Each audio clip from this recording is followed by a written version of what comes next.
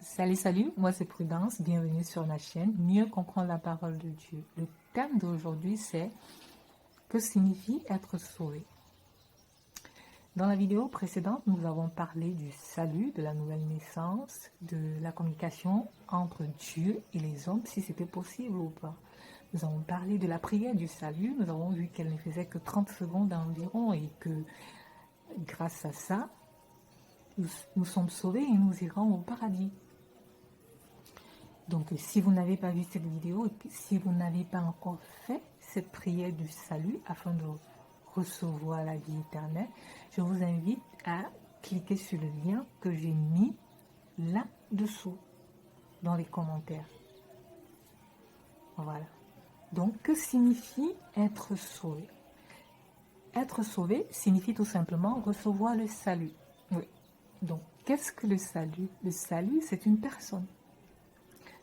La Bible nous dit dans Luc 19, 9 que le salut c'est Jésus-Christ. Donc être sauvé, ça signifie recevoir Jésus-Christ. Ce que nous avons fait dans la dernière vidéo. Donc je vous invite à le faire aussi vous aussi. La véritable question c'est qu'est-ce que ça implique de recevoir le salut? Qu'est-ce que ça implique d'être sauvé? Qu'est-ce que nous gagnons à être sauvés? Nous gagnons la vie éternelle. Et pas que. Nous gagnons la vie éternelle. Nous gagnons qu'à notre mort, nous irons au paradis. Et pas que. Nous gagnons aussi le fait que nous sommes maintenant des citoyens célestes. Ça veut dire que les lois spirituelles qui régissent ce monde n'ont plus d'effet sur nous. Quand je parle de loi, je ne parle pas des interdits, des lois promulguées à l'Assemblée nationale ou autres. Je parle de lois spirituelles. Les lois spirituelles qui régissent le monde, parce que soyons clairs, le monde appartient au diable. Et les lois qui régissent ce monde sont les lois du diable. Donc les lois qui régissent ce monde n'auront plus d'effet sur vous quand vous êtes sauvés, parce que tout simplement, vous n'êtes plus citoyen de ce monde. Ils n'ont plus le droit de vous imposer quoi que ce soit. Par contre, vous qui êtes citoyen de ce monde, bonne chance. Et pas que. Quand vous êtes sauvé, vous recevez de l'autorité spirituelle sur les esprits, sur les démons, sur la nature, sur votre vie, sur votre santé, sur votre famille. Quand je parle d'autorité spirituelle, je parle d'autorité que vous pouvez dire à la maladie, quitte de là. Votre enfant peut avoir mal à la tête, vous dites mot de tête, je te commande d'arrêter au nom de Jésus. Et les mots de tête disparaissent. Votre enfant peut être persécuté par un esprit, vous chassez cet esprit. Vous pouvez parler à la nature parce que vous avez reçu cette autorité de Dieu. Oui, la Bible nous dit dans le livre de Luc 10, 19, je vous ai donné le pouvoir de marcher sur les scorpions et sur les serpents et sur toute la puissance de l'ennemi et rien ne pourra plus vous nuire. C'est Jésus lui-même qui le dit. Donc, vous recevez l'autorité, quand vous êtes sauvé, l'autorité de marcher sur les serpents et sur les scorpions qui sont une métaphore pour les problèmes, pour les situations bizarres, pour les situations spirituelles qui n'ont ni queue ni tête.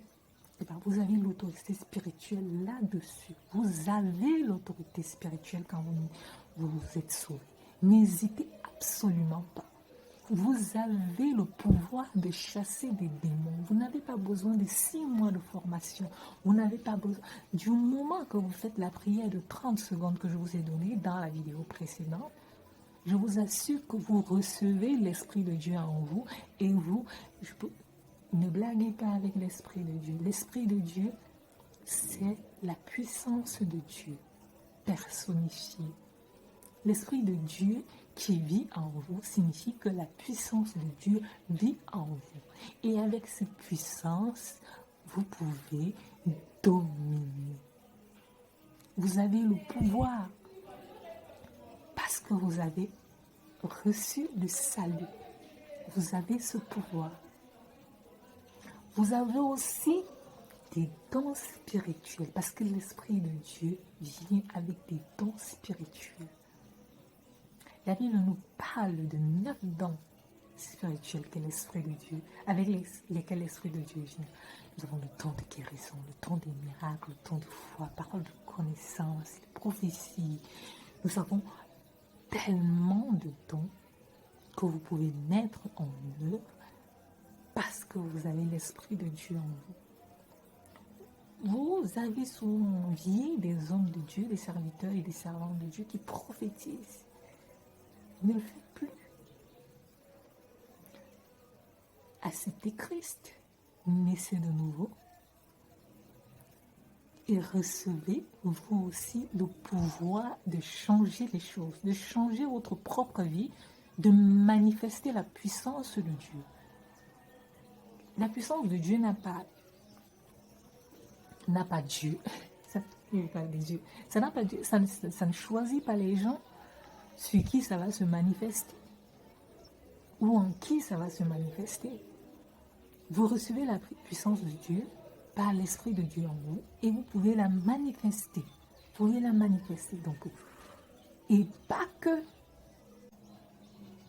Si vous avez aimé cette vidéo, n'oubliez pas de mettre un pouce en l'air et de cliquer sur la chaîne pour